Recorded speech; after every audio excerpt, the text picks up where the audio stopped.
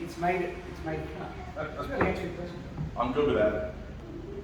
And I think I actually said, Billy wears vests sometimes. I go, do you I have seen Billy in a vest. He looks like a Romanian prince. And there is a Romanian prince in my book. There is.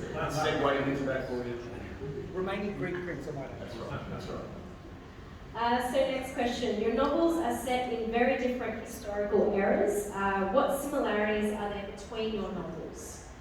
So I'll start off with the mythological sense as well that we have there. Similarities. So I kind of touched upon it in terms of a lot of history. There's a lot of historical fiction. So, and you'll get that. You'll see with John's book, you're starting off at modern Olympia or modern Aegean Olympia, and then you kind of have this flashback into how the games actually came about. A lot of what I write has a lot of those kind of flashbacks as well. So, and unfortunately, I do that a fair bit in my books, but trying to give a little bit of context to sort of historical fiction. A lot of what I've written does relate to the ancient Parthenon, but obviously from there it kind of moves into the 1800s and what was happening in Athens and across Europe. And my book touches upon Africa, the Greeks in Africa. It also touches upon the Greeks of Asia Minor to an extent, in Greece and Europe and so forth. And John's book also touches upon a bit of Africa and also the Greek world, ancient Greek world, which wasn't exactly unified back then. And the Aegean 7 years leading to the Greek Revolution, where you kind of see that the Greek world wasn't exactly united at that point. So there's a synergy there in that two different distinct eras, and both are Greeks who are not yet fully unified, and hopefully it comes across that at some point we're getting those steps to unification. I would just add to that I think that we're not exploiting, but we are certainly leveraging off the incredible, if not unprecedented richness of ancient Greek culture. So from the marbles to the games, all the way through to their survival, and then how they've been dogged or accumulated, the controversies that they have, which we get to this day. The gentleman over here, the representative from the consulation, said to me, how controversial are we going to speak about religions tonight? And there are, as we know, manifold controversies associated with modern day games, all the time. In the ancient world, they ran for almost 1,200 years, over 1,100 years, uninterrupted every 4 years. That Olympia was, you could set your clock to it, literally, and the Greeks measured time by it. Every 4 years was, the way they marked time. In the modern era, they've only been running for less than 130 years, and I think we've seen what happened at Tokyo Games. We've seen what happened with World War II, they were cancelled. There have been other cancellations, there have been boycotts, and then of course the marbles themselves, and no less controversial as well. So it is fascinating that an institution that rich survives so long. It accumulates such, it has issues in the modern era, and it seems to have more issues now than what it certainly had then. Yeah, so I would add that.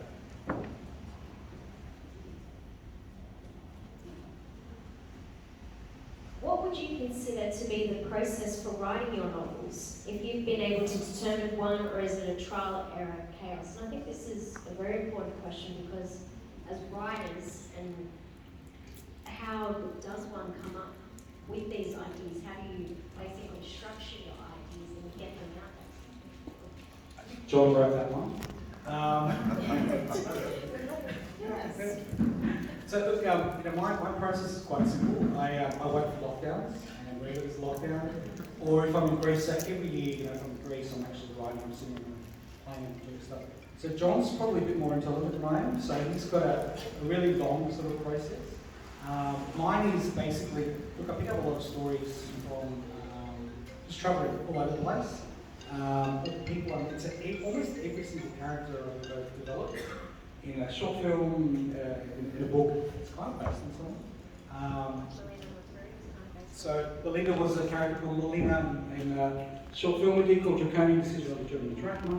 So there's always someone who comes in to my life that I turn into a bit of a character. But the process is simple for me compared to John. I actually write out, stuff like this, I kind of write out the chapters I want, the the chapters I think will probably work. Sometimes I even like thinking before I've actually written the whole book.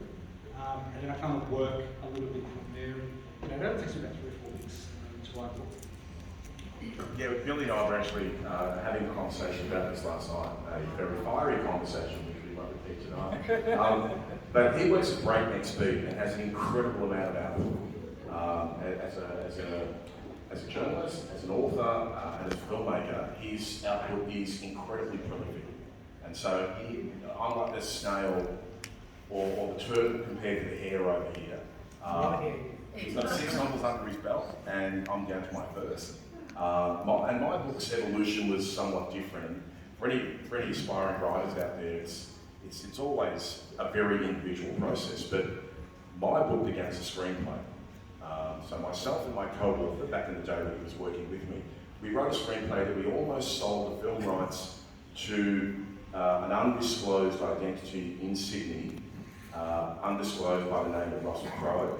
And he sat on it for 18 months, and he went through a really messy divorce, and he ended up having to sell his armour and his chariot, and even his leather jockstrap from Gladiator to raise enough money for that divorce. And then he lost another $25 million trying to work on his directorial debut. So I sat in his office, outside his office, and he was in his office for a year and a half. And so at the end of that process, after doing the screen story and the screenplay and almost selling it, I realised that there was one missing ingredient with our book. If we were going to transform the screenplay into a book, and it didn't feel Greek enough. So I then found a writer's retreat in Athens, and I stayed in a wonderful suburb of northern Athens called Kypseli, which is very, very cosmopolitan these days, and very colourful, and 2 bars, most importantly, the 2 bars that were owned in my neck of the woods were both owned by guys from Oakley. Oh, nice. Far better English than I spoke Greek. And Frank Sinatra actually had his first bottle of whiskey around the corner at the first standalone bar in Athens in Kypseli. I discovered that when I walked into the oldest bar in Athens, and it's about the size of that sofa. So apparently had a really bad gig in Athens, and he went down there with 2 minds and he drank a whole bottle of Jack Daniels, and they carried him out. Wow. So I wrote for 6 weeks in Kypseli, and then I hired a car, raced up to visit my family in Salonika, crossed the top of Greece, and came into Olympia the day before they announced a global pandemic. And I was very, very disappointed insofar as my greatest ambition at that point in time was to get a photo somewhere near the ancient ceremony, the ancient torch lighting ceremony that was taking place in Olympia. And there were 50 or 60,000 other disappointed tourists and Greeks and whatever that normally descend on Olympia at that time. So it was just down to 100 of the diehards were allowed into that ceremony. But fortunately, because I'm an Aussie and I've got a big mouth, I started speaking to someone at this cafe, believe it or not, Main Street, Olympia, best cafe, owned by Oakley Greeks, of course. And they picked up on my Australian accent, introduced me to the IOC photographer, Stavros Poteridis. He took all the photos for me, gave them to me. And yeah, so that's the evolution of the actual story itself. But that particular day was so memorable for me because after I actually got to jog alongside the number 5 torchbearer, which was the young youth ambassador from the US, I staggered back. My old man Bones didn't do the job too well. I staggered back to the cafe. I ordered a Mythos beer. I opened up my laptop and I had a publication offer for the book. It all happened on the same day. So I rang my wife first and told her I think I'm having the best day of my life. And she slammed the phone down, then she rang me back and she said that was our marriage day. And then I rang my co-author and I said it doesn't get any better than this. So that's my process. I'm on one novel anyway. More to come.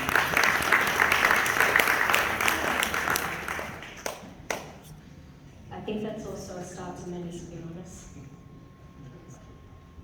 Now, Billy, why is the Aegean 7,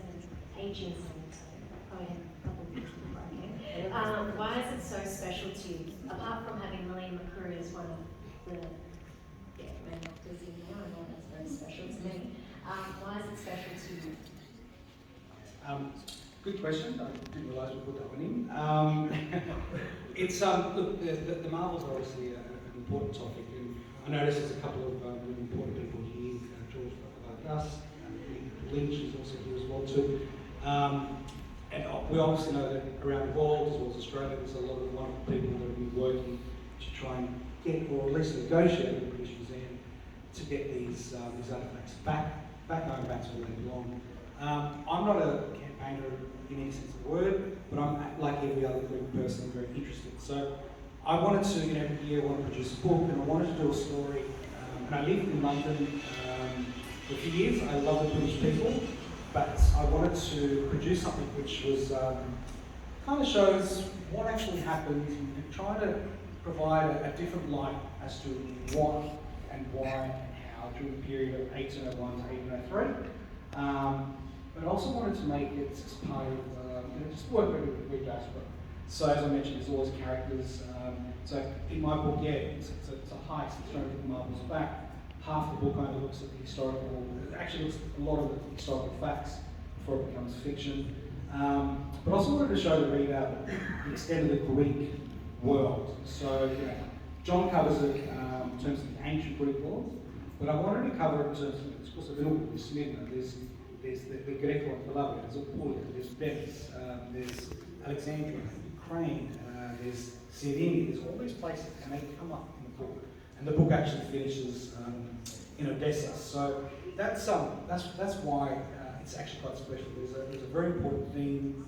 There's elements there about the Greek community that I want people to learn about. And I also try and use it as an opportunity to look at the Greek Revolution. So it's not a focal point, but there's some liberal messages in there. There's a couple of characters actually existed in the era of the Greek Revolution. And the book ends with the main character going to Odessa, 1817, to see the Philippi he's sworn in as one of the members as well. So it's actually very important in the last 200 years of the fight back, to take back our lands. So yeah, that's in a nutshell. That's kind of what's special to me. Just on that, I think it shows the pervasiveness of Greek history and how Greeks have been such widespread across their countries, and I think it also touches on your experiences of going to 60 or so countries, 79 islands, probably would have been 85 if it wasn't for COVID. I think it touches, it's a nice transformation, it's a nice combination of your experience and putting it into the book. It's sort of like you're travelling through the book yourself. And can also just add too, use the word special. Everything I put together, whether it's a documentary, which is actually Basil does all the hard work. I kind of just meet people, have coffee, and drink, and that. Basil does all the hard work. Books like these, it's actually quite good because it brings together a lot of people internationally. So, I've written the book, but there's contributions from a dear friend of mine, let's just say, in Brazil. So she's in the last two books, because I'm not very good with romance. So she's written those kind of elements for me. I've tweaked them a bit. There's Shirley who does the suburban. There's Sophie over in Cyprus. There's a couple of people in different countries. Mytilenean, who's a friend of mine from London, lives in Argentina. She does the cover. So there's all these people. There's a friend of mine, Lesvos. They come together. They kind of look at my book, and we actually work on it together, which is really good. So I can write something in 3 weeks, but they take it away and they sort of ask the writer and make it work. So that's the end result is a project that I've just brought all these people together. We can talk about it in 10 years. It's great. So now I'm going to ask the next question to John. Ancient Olympic Games, what do they mean to you and to the broader community? And I know we touched on it, or you touched on it yourself, about the modern Olympics, but do you feel that the ancient Olympic Games are less or more important than the modern Olympics? Yeah, that's a good question. And I think, none of us can overlook the situation in Ukraine at the moment. And I think one of the extraordinary things that the IOC has announced with the situation with Ukraine is that Russia has transgressed in such a way that it's broken the Olympic truce.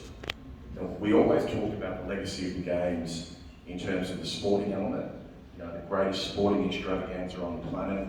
Over 205 countries now, over 4.5 billion people, tune in to see that. But it's a forgotten fact that the Greeks also invented the truce that went with the games, that protected all competitors coming from the Greek diaspora of the ancient world into the games themselves at Olympia. And you know, Russia's transgression of that is going to have profound consequences. The IOC often doesn't step up to the annoyance of many people, but in this case it appears to have done so, along with so many other institutions. So I think, you know, one of the most profound implications of something like that, and part of the reason why I loved writing this, is like Uncle Dave, I'm ex-military, so I trained to fight or defend, as we like to talk about it. But the Olympics are also the very first peace-building institution that humanity ever created. And I think the combination of that, in terms of my own personal journey, you know, as a trainee soldier or a trainee warrior, and that the games themselves represent something far better than us in that respect. That it is a peace-building institution and yet another spectacular achievement of Greek culture. That they could, even though Greece, of course, as we all know, you know, is a terrible, warring country. Our identities are still as firmly divided. I mean, Billy and I were having a chat as part of our animated chat last night. And he's telling me I'm not really Greek, I'm a Lesvos. You know, I'm different. You know, they're not the same as us. They're from the mainland. So there's that divisiveness from the ancient world still existing to the modern world as well. And ancient Greece was no different. In fact, it was spectacularly divisive. And yet, for all those countless centuries, even when the Romans invaded and took over the games, you know, Greece, 700, 800, 900 years, they fought neck to neck, bitterly, against every other city-state or every other kingdom prior to the invention of the city-state. But the games brought them all together. And the truce guaranteed that. And it was never broken. This is another phenomenal thing that's forgotten about the past. The Olympic truce was never broken for more than 1,100 years. I think Sparta tried to invade Olympia at one point in time because they were going after one of their enemies. And the whole of disunited Greece turned upon them and reminded them of the consequences, because they were not only transgressing upon a religious sanctuary, because the games, of course, weren't secular in the sense that we think of them now, but they were very much dedicated to Zeus. But, you know, Sparta paid the price. For one of its few times, it retreated, it gave up, it conceded that it made a mistake. You know, God forbid if only Russia could do the same thing, without being too controversial myself. But I think in that sense, that was one of the greatest senses of personal achievement with writing this book. I could have just written about the sport.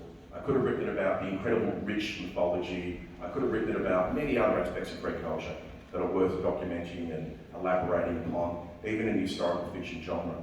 But the thing that was the most profound for me was that it is the most significant peace-building institution ever invented.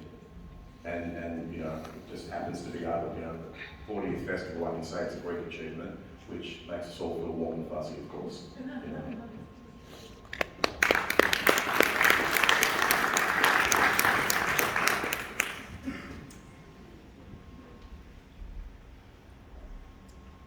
I think drawing on what you were just saying, I just want to reflect on that. I think it's very important to keep history alive. And by doing that, you're both doing that through your historical fictional narratives, where you've got that pieces of history that makes us all warm and fuzzy, because it's that idea of us knowing like where we're all coming from and our history as well.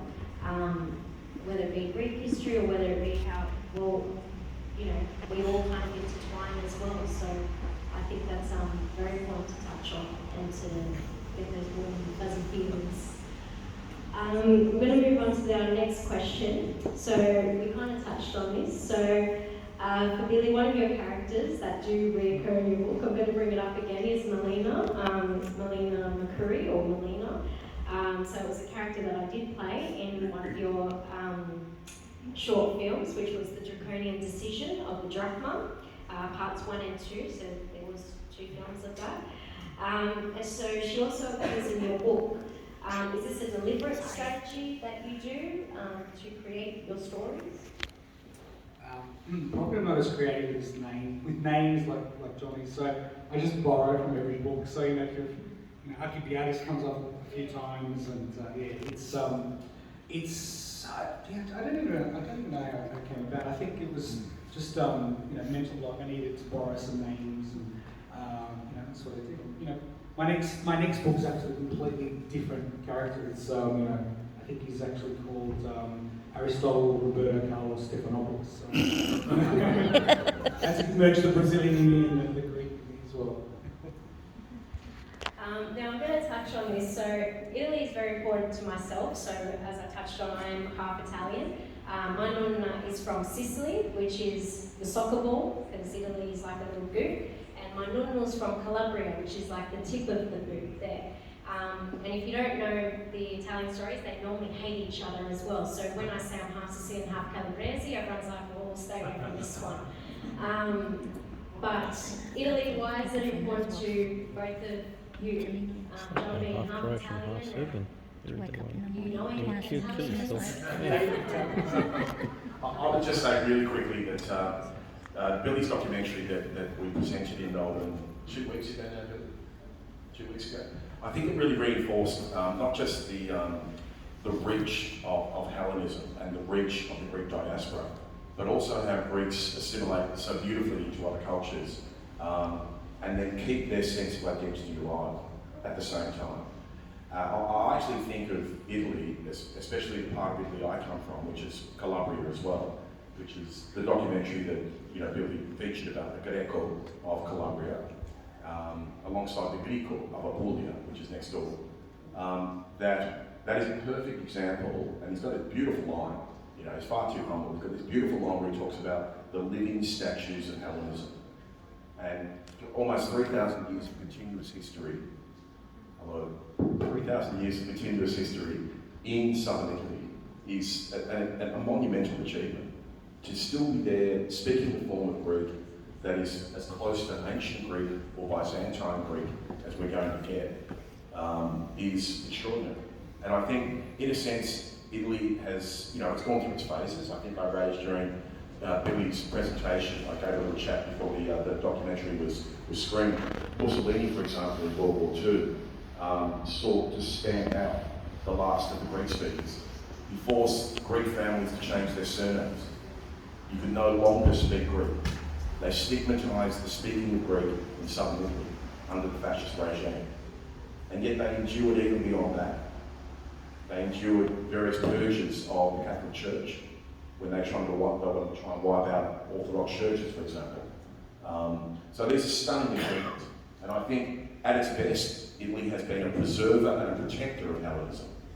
Above and beyond the fact, of course, that southern Italy is Magna-Grecian, as we all know. So, yeah. No, there's not much else I can add. Sorry. That's great. The obvious crossover is the food, and I'm obviously contestant to that.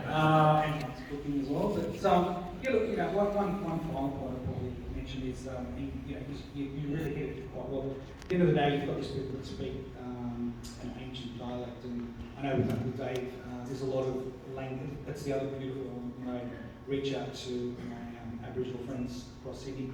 The languages, it's important to hold on to those languages. And I see a lot of people from Greek media here tonight, a lot of people also teach Greek as well. It's beyond important that the Greek language survives. So whatever form it is, wherever it is, I've seen it in Armenia, I've seen it in Albania, I've seen it in New York, Melbourne, all those places. The Greek language, it's imperative. And in places like Calabria, it's potentially, I don't think it's going to end soon because there's enough people trying to push it and promote it, but it's beyond important. So Italy for me is so important because of all the places I've ever been to, Puglia is special, but Calabria is extremely special. This is, they are living, breathing Hellenic statues, and everything we do to try and support them. You don't need to speak to me, you just need to reach out. There's a man called Chrysafogeorgou tonight who did some extraordinary work in the 80s with his family. He went out there, wrote about them, brought those stories back from the University of Sydney, but Dr. Vassilis also did something similar in Puglia. that Greek language, it's amazing. And, I thank my Italian friends and the Calabrians for doing their best post Mussolini to try and speak the Greek. So that's it's crossover with the Italians. Why I love it so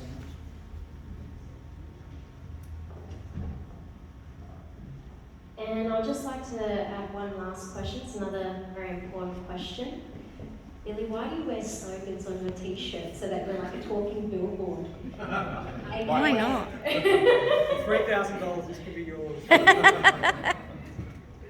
Alright, now, is there anyone that wants to ask a question?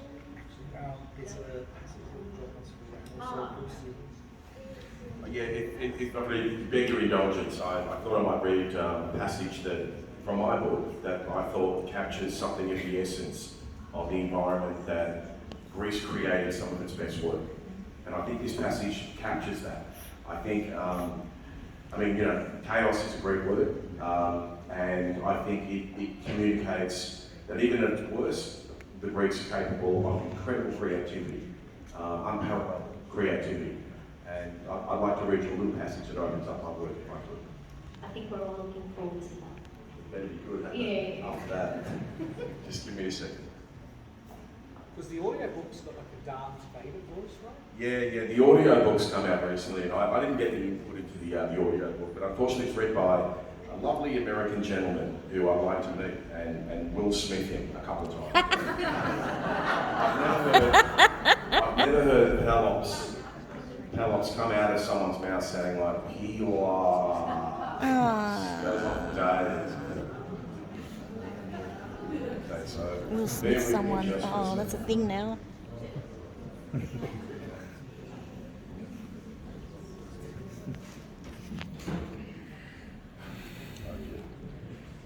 Now these are the words in my book. These are the words of the Greek tour guide that takes Baron Pierre Coubertin, the founder of the modern Olympic Games, back to the site of Olympia and tells him the story of how the ancient Olympic Games were born, which takes up the next 95% of the book. I won't read you 75 or 80 pages of that, I'll just read you the first couple of paragraphs. Okay. Now this is, bear in mind, this is a native Greek speaker. My country has known many periods of great misfortune. One of these is now remembered as the Greek Dark Ages. After the fall of legendary Troy, Greek fought against Greek for hundreds of years.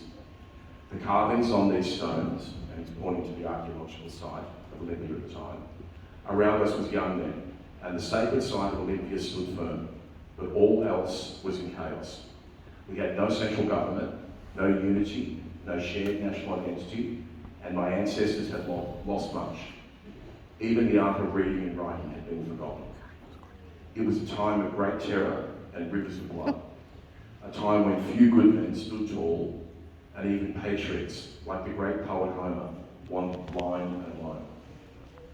From this part of Greece, from Olympia herself, something extraordinary was born. Although the Greek cities around her were forever in combat, Alice and Pisa to the north, Sparta to the south, one young Greek who lived here chose not to go to war. He stood apart from it all. He stood against the conflict. He defied everyone.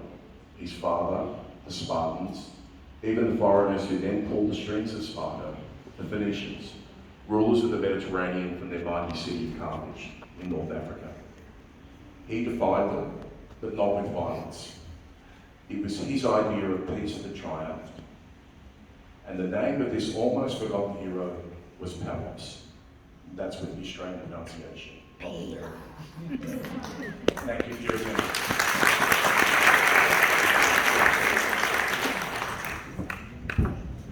John, brilliant. Billy, I'll now ask you if you want to read some of your... No? Oh, sorry. Yep, we're going to hand... Oh, okay, that's all right. We're going to hand over to Maria and Lucy. Yeah, Lucy.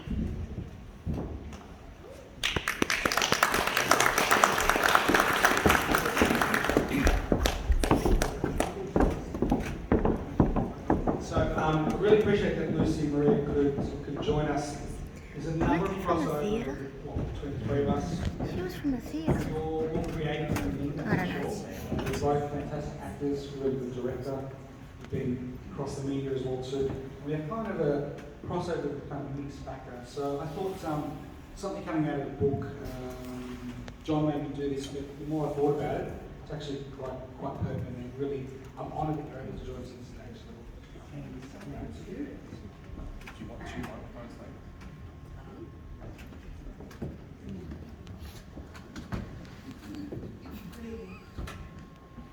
The novel is written by the lesbian, Billy Cotsis, and like all projects from him, there is always a Lesvos connection.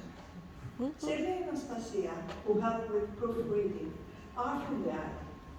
And of course, we are at the Mytilenian house.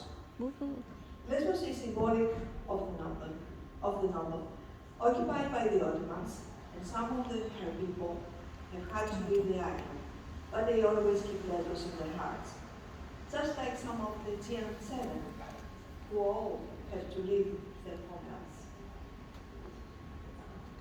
The one night that the group spent in Geneva is a night that will never be forgotten. A slightly inebriated, yet witty and intelligent Lord Byron waited for them as they entered a large home, the Villa Diodati at Lake Geneva. A younger image and a more handsome image of the man that they had met in Venice. Before pleasantries had been exchanged and weary bags unpacked, wine was passed around and poetry recited. Alcibiades also contributed with his own brand of poetry to engage with the mood. Something taught to him by a man he met in Athens, a painter from Lesvos, Theophilos Chatzimischail. The man explained he intended to teach his children and their children, especially if they carry his full name, the art of Greek folk painting. He wanted to learn more about Athens, but yearned for his beautiful homeland during the visit. Alcibiades stood up, hoping to impress the poets, which included Maree and Percy Shelley, and all sundry who were gathered around. The poem called Home. I know a place that is paradise, a home to be precise, a paradise that is home, a welcoming home, my home, irrespective of where I may roam, my island. From the sunrise to the highland, my homeland, a homeland scattered amongst the sun, from the mountain to the sea, my island can let you be. It will keep you guessing, a blessing, for my home will always welcome. No matter whence I have come, my heart is there, a true forever. Lesvos, if only I could, whenever.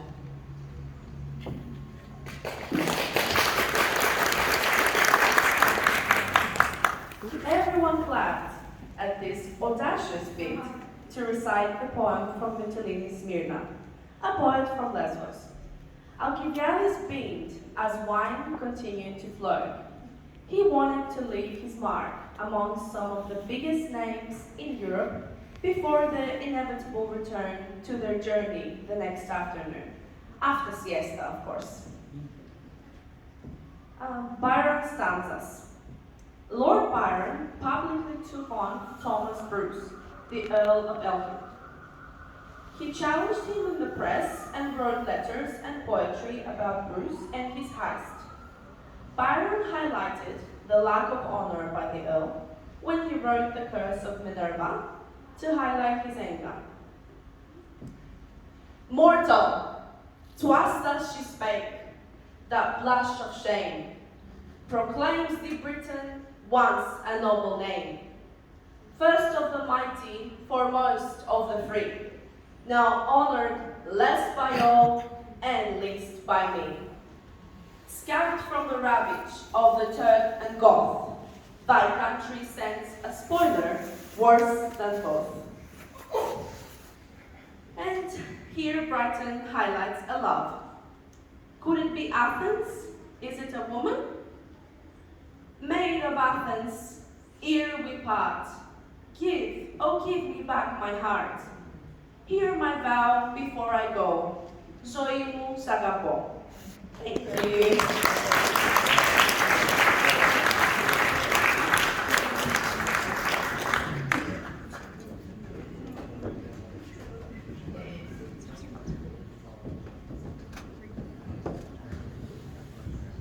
Thank you very much, ladies. That was very special.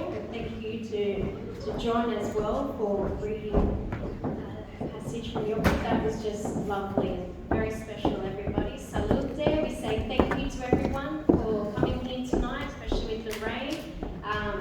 Out of COVID too, let's also celebrate that.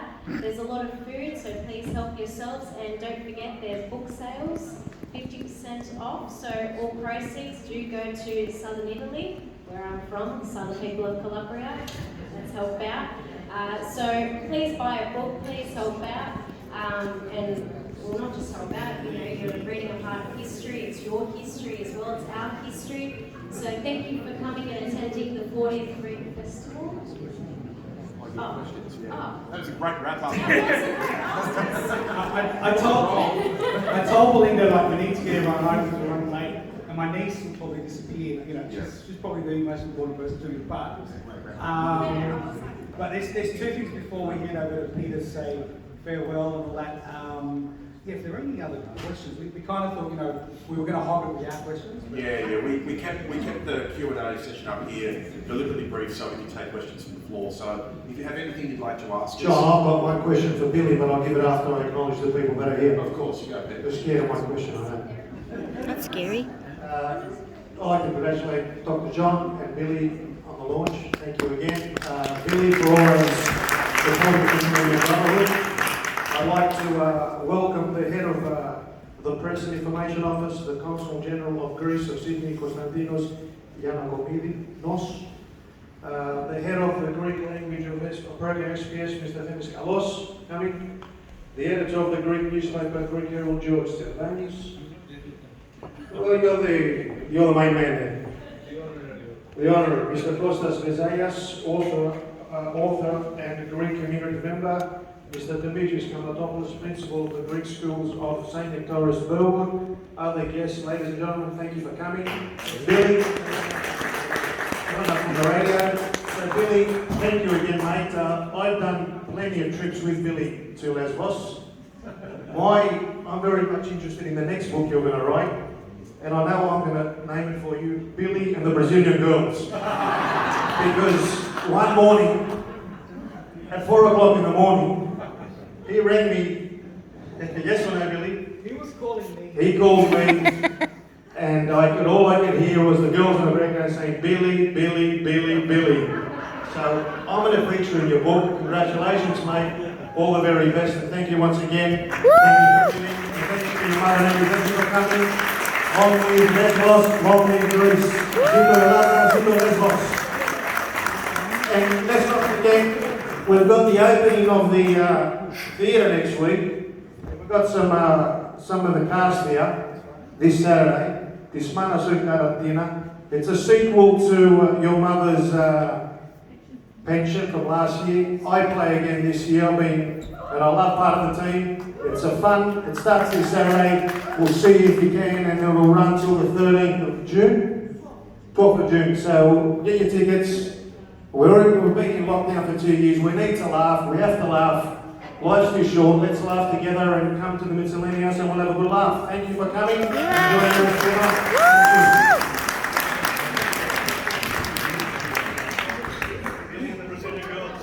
Does anyone want to ask questions? Because I'm going to be around. Everyone put your hands up. You boys go there and share the mic. Belinda's just going to run a microphone down to the floor, so if you have any questions, just get her attention and hold the mic up relatively close to your mouth so we can I'm hear going to you. look back first, then I'll work my way back. Hello, ladies.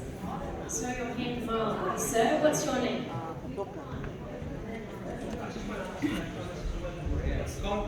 Just wondering as to whether it's time that the wastage and corruption of the indicators ended, whereby cities, or should I say countries, did, so they did extend 4 years, is that better? Okay. Look, I'm just wondering as to whether the Just wondering as to whether the wastage and the corruption of the Olympics came to an end whereby countries bid every 4 years to have the right to hold the Olympic Games, wasting tens of millions of dollars and then failing the bid. Isn't it time that the Olympic Games was held in one country only, and that is in Greece, and should turn back to stop the wastage and the corruption? And let's face it, the Olympic Games is also about politics. Let's not dance around that. It is political. I agree completely, and I'm really glad that we turned your microphone on there at some point in time. We got 99% of it. You're dead right, and there's a very, very strong movement in Greece, as many of us would be aware. Growing movement to try to bring the games back solely to Olympia itself, or the outskirts of Olympia itself. A little bit like the same thing with the Parthenon marbles, the open marbles, bringing them back to Greece. So it's very interesting that there is a convergence between, yet again, another convergence between the topics we wrote about, which seem very disparate before you sit down and start looking at all the similarities. I will say this, corruption with the Olympics is nothing new, sadly, and I'll give you a quick anecdote if I may. When the Romans invaded Greece and took over, many aspects of administration, they kept the games going for another 350, 400 years before a Catholic emperor decided to get rid of it. When the Emperor Nero, what a great death line he had. This is a gentleman who was so humble that on his deathbed, when he was forced to suicide, his final words were, "What an artist the world is losing in me." When the Emperor Nero competed in the Olympic Games, everyone had a 4-horse chariot. He had 10 horses. Everyone else had a professional charioteer. He decided to compete by himself. He fell out of the back of the chariot and came last. And yet he was still awarded the #1 prize. Now, corruption is nothing new with the games, sadly. And the IOC is a massively powerful organisation. I had to negotiate on 2 different occasions, even to get the rights to tell their foundation story that they'd forgotten to tell. But they're so intensely litigious, even with something that's in the public domain, ostensibly, that it's a massive amount of money, unfortunately. They make an extraordinary amount of money for many undisclosed parties who are, involved in the IOC and then draw some form of, revenue out of it. So it's difficult to break that machine down. But there is a growing movement for that, and it would make perfect sense. One set of facilities in the home of the Olympics to be every 4 years, even every 2 years, that we can find a nice snowy slope somewhere, in Greece for the Winter Olympics. So I hope that answers your question. And just one other thing too, just to answer that. There was a concept in the early days of the modern Olympics. And I think it was called the Intercalated Games, and the one that the Athenians hosted was, I think, in 1906, I think it was, and it was recognised as Olympic Games. And the idea was because the Greeks were saying, it should be here, it should be here in Athens, and back then they actually had the capacity to do it. The politics, corruption, the First World War also kind of got away, and that concept it kind of died. But the idea was, between the other Olympic Games, the Athenians would hold the games, and in 1906, and I was trying to push for that an article about it last year. Not many people read it, unfortunately. My cousin might have. It was about that, and there was an international petition to recognise the 1906 Games. It was recognised as the Olympic Games. The IOC, their lack of wisdom, took it away, and it's no longer recognised as the Olympic Games. It's really disturbing that happened because the Greeks hosted the games. So yeah, I'd love to see. I see the beauty of moving it around, but also Athens can host it. Yeah, Olympia. And there is, just to add very quickly to that as well, as some of us might be aware, that Olympia was part of a circuit, like the Grand Slam of the Games in the ancient world. There were 4 games. There was the Delphic, and we had them at Corinth, the Isthmus of Corinth. We also had them at Corinth is The fourth one will come back to me soon. Delphi games as well. But they formed the Pan-Atlantic Circuit. Yes, Delphi Bank, of course. And they've got a petition as well too, don't forget, if you see that. Yeah, so that's part of the circuit. They're actually trying to revive the original Grand Slam of games in Greece as well. So there's a twin-fold movement to try to draw attention to the uniqueness of Greece as a sporting nation in that sense, where they institutionalised the best of them. Okay, so we'll take another question, please. I'll work my way at the back and then I'll work my way forward. Don't go too far at the back. Don't forget, tell us who you want to go around. We won't hold you too long. We've got Nicholas here, everybody. Hi, I just want to make a quick comment about to defend the Romans. There's a lot of distortion about Roman history by Western authors. So when it comes to historical analysis, they're often targeted by authors that have what we call a cultural bias against the Romans, because they are now the barbarians that conquered Europe without war or war, and have usurped all sovereign nations for their own. They have Russia. Roman society preserved Greek philosophy and Greek democracy on a very high level, and actually freed the Greek city-states against Macedonia. Just quickly another point about the Olympics. It's been appropriated by the West as their own tradition, because they often cite that the origins of their own history come from the Greeks and the Romans, and that's a rhetoric that is often replayed constantly at the price of Byzantium. So that's why the Olympic marbles that's a good point. are constantly reciprocated in the media. I think Billy's documentary, which we've made mention to a couple of times tonight, ties that together beautifully. I mean, not only was, southern Italy, colonised by Greece, became Greater Greece. The Greco still survive in Calabria, for example, and Apulia and other parts. But it's that twin-fold legacy of, the Greco-Roman culture that is, the great continuation that stemmed into the Olympics themselves. I think the gentleman that spoke originally was talking more about the ugly politics and the ugly financing behind the modern Olympics, which is enormously wasteful and can impoverish nations after huge events are held, and Athens knows that full well, Greece knows that, Brazil knows that. God forbid 2032 in Queensland, if it's not completely underwater by then. We'll see how much we spend there as well. But you're right, there is a definite continuation. Yeah. But sorry, if I could say that, we'll have to pass the mic around. People are getting a bit Very tired. quickly, I just want to speak about a very important institution that we've lost in the West specifically, because we often think that that Western society has adopted Greco-Roman models of democracy, and they haven't.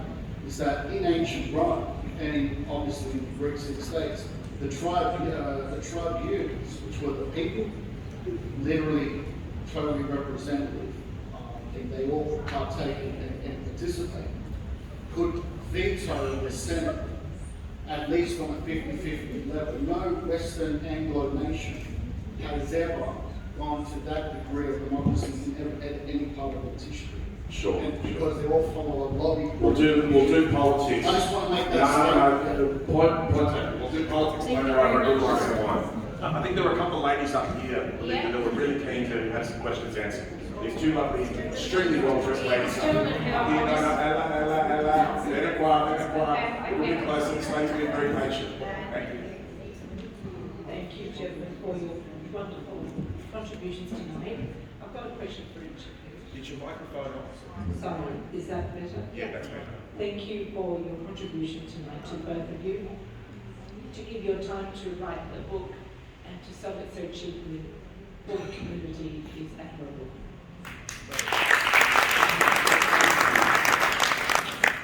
Billy, I haven't read one of your books yet. I'm about to very soon. I hope I don't let you down. I just need to ask you a question. When you say it's fiction, but you're talking about history, are the characters fiction, but what you're talking about historically is accurate? Yeah, to a point. So the last couple of books actually, my last three books kind of follow a similar theme. So 1453 was the previous one. So where the actual people existed, kind of, and I know enough about them. So in this book, you've got Thomas Bruce, you've got his artists. Not many people realise there were 4 people involved in the heist. So I've actually brought them into the book, researched them, and tried to, let's pretend we knew the conversations, but we kind of knew where they were going. So they're real characters. Lord Byron obviously was a real character as well too. But so leaving it on a timeline, I kind of introduced that to the audience that this kind of happens, this was happening, but there's a couple of other fictional elements to kind of make it a bit more entertaining. And obviously the Aegean 7 thing never happened, so I wish it did, in terms of the heist. But they come across people who actually were real. So there's a Romanian Greek prince, and hopefully that's people thinking, okay, so the Greeks speak Romanian, this person existed. There were a couple of people who ended up being part of the Aegean. So hopefully they'll get me thinking as well too. So I've just drawn a few of those characters. They were actually real in the first part of the Aegean 7. A lot of it anyway. They've stolen the marbles. There's a shipwreck. They've taken it back, and Thomas Bruce actually gets arrested in Paris. His wife also cheats on him. So some of those things are actually kind of they're true. And then I had to use fictional elements. My last book, 1453. Just about every single character was real because they were there, there's a siege, there's a lot of information that I've read in my lifetime, and I was able to put it together. A lot of the things that 1453 may not have happened. Italians getting together again with the Greeks and they're fighting each other. It's kind of might have happened, but it was just a fun part of it. But the rest of the things that are happening on the siege, on outside of the Ottomans, it's all kind of facts. But I need fictional elements to kind of just tie in some other characters. Can I just add to that just very quickly, just super quickly with mine. Mine is also in the historical fiction genre, which is another convergence between Billy and myself. I have a convenient excuse for having to write historical fiction because history, of course, was invented as a genre. Guess what? By a Greek. And the original games were held in 776 BCE. But history as a genre wasn't invented by Herodotus until around 450. So if history doesn't even exist, there are no true historical records preceding that. So I've had to use archaeology, I've had to use anthropology, I've had to use inscriptions, history, and then imagination to tie it all together. That's my excuse anyway. Intriguing. We'll forever be wondering, did this really happen? It will no doubt make us more curious to find the true facts. I can tell you that one thing that doesn't happen is they don't end up in the British Museum in reality, but it's entertaining enough, and you'll see the ranging guards turn up and you think, okay, where have I come across this before? They were real people, but that one opened in London at that time. I'm also happy to, I think I've got my contact details in that book, but I'm always happy to talk if there's questions. If you're reading it in a year's time and say, oh, right, what's that about? I'm more happy to talk about it. So happy to, drop me a line. Thanks, Billy. John, just very quickly, sorry, about the IOC reprimanding Russia for its invasion of Ukraine as a reflection of the Olympic power. It's unfortunate that didn't happen with the Turkish after they invaded Cyprus, the Greek Cypriots. Yeah, I agree completely. The IOC is, as we all know, for better or for worse, it's a force unto itself. It answers to no one. It doesn't listen to national governments. It doesn't listen to unified international organisations. So it makes its own mercurial decisions. Only God knows how. They'll allow this, they won't allow that. But when I read that they had directly and deliberately drawn upon that forgotten aspect of the Olympics, the Olympic truce, to deny Russia, to sanction Russia, I thought that was quite a spectacular reference to Greek history yet again, but also a beautiful one. That's what those games are all about. It really was about peace and unity, and it really is about bringing 205 plus countries together under peaceful circumstances, and don't break the faith.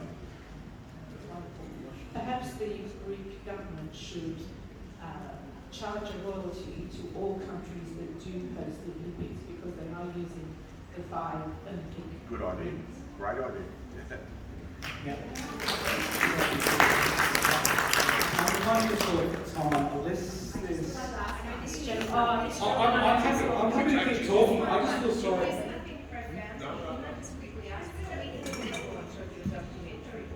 Yeah, okay, that's a good one. We've got a little controversy. I'm going to go to this gentleman first, and we'll pause that one. This gentleman's been waiting for a while.